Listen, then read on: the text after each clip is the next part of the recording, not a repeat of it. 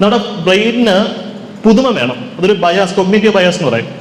അപ്പൊ നമ്മൾ ഓൾറെഡി പഠിച്ചൊരു കാര്യം എടുത്തു വെച്ച് പഠിക്കുമ്പോൾ എന്ത് പറ്റും? ഇതൊക്കെ നീ പഠിച്ചതല്ലേ, പുതിയ ഏരിയയിലേക്ക് പോകും എന്ന് പറയും ബ്രെയിൻ.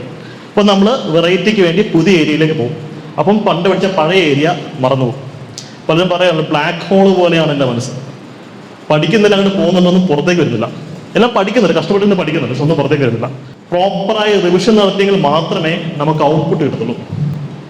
ഇപ്പം നിങ്ങൾ ആഹാരം കഴിക്കുന്നു അല്ലേ, ഈറ്റിംഗ് ആണ് സ്റ്റഡി എന്ന് പറയുന്ന പ്രോസസ്സ്. അതിൻ്റെ ഡൈജഷൻ നടക്കുന്നുണ്ടല്ലോ, അതാണ് റിവിഷൻ. ഡൈജഷൻ നടന്നെങ്കിലല്ലേ ന്യൂട്രിയൻസ് നിങ്ങളുടെ ബോഡിയിൽ കിട്ടുള്ളൂ. അപ്പോൾ നിങ്ങൾ ചെയ്യുന്ന പരിപാടി വിഴുങ്ങുകയാണ്. ബുക്ക് വായിച്ച് ഇവിടെ ഇറ്റ്സ് ഓൾമോസ്റ്റ് ഈക്വൽ ടു എന്താ പറയുക, സ്ട്രെസ് ഈറ്റിംഗ്. വിഴുങ്ങുകയാണ്, ഡൈജഷൻ നടക്കുന്നില്ല. അപ്പോൾ നിങ്ങളുടെ ബോഡിക്ക് ആവശ്യമുള്ള ന്യൂട്രിയൻസ് കിട്ടുന്നില്ല. നിങ്ങൾക്ക് അതിൻ്റെ സിറ്റുവേഷൻ മനസ്സിലായോ? സോ എല്ലാവരും പഠിക്കും. പഠിക്കുന്നവരല്ല പരീക്ഷ പാസ്സാവുന്നത്. മാർക്ക് മൈ വേർഡ്സ്, നന്നായിട്ട് റിവിഷൻ നടത്തുന്ന ആൾക്കാരാണ്.